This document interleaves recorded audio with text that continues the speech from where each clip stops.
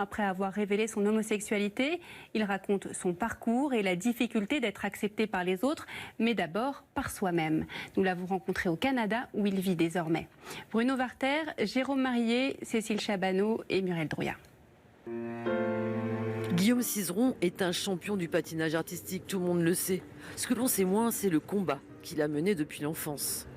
Si on te dit que t'es laid toute ta vie, surtout à cet âge-là, tu vas le croire. Comment ne pas le croire? Très jeune, Guillaume ressent un trouble. Il ne se sent à l'aise que dans le cercle des filles, celui de ses sœurs. À l'école, les enfants lui posent des questions. Au collège, les agressions homophobes commencent. La danse sur glace fait l'objet de moqueries de la part des garçons, mais lui offre une porte de sortie.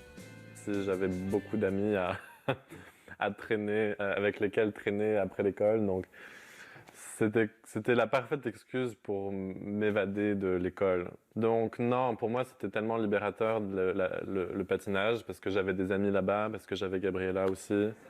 Gabriella Papadakis, elle est devenue sa partenaire sur la glace et sa meilleure amie. Vers 13 ans, Guillaume comprend qu'il est gay, une découverte qu'il cache précieusement.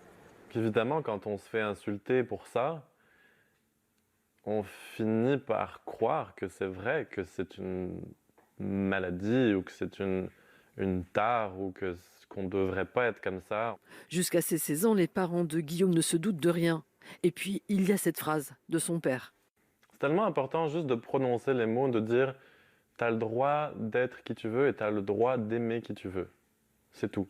À près de 6000 km de là, ses parents attendent la sortie de son livre témoignage avec impatience, même si certains passages sont encore difficiles à lire. Pour des parents, là, je vous garantis que ça, même là, je vais avoir du mal, vous voyez, de savoir ce qu'il a vécu à cette époque-là, là, mais ça nous a arraché des larmes, mais c'est terrible. C'est-à-dire qu'il s'est muré dans son silence, dans sa souffrance.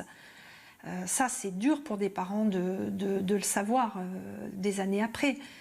Régulièrement, ils appellent leur fils installé définitivement à Montréal.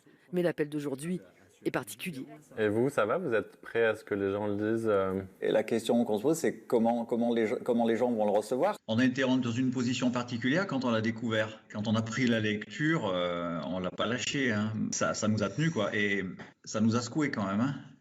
Il y a des choses que je savais, des choses qu'on ne savait pas. Et oui, c'est poignant. 135 pages de souvenirs qui invitent à la réflexion. L'auteur lui prépare les JO d'hiver de Pékin plus sereinement.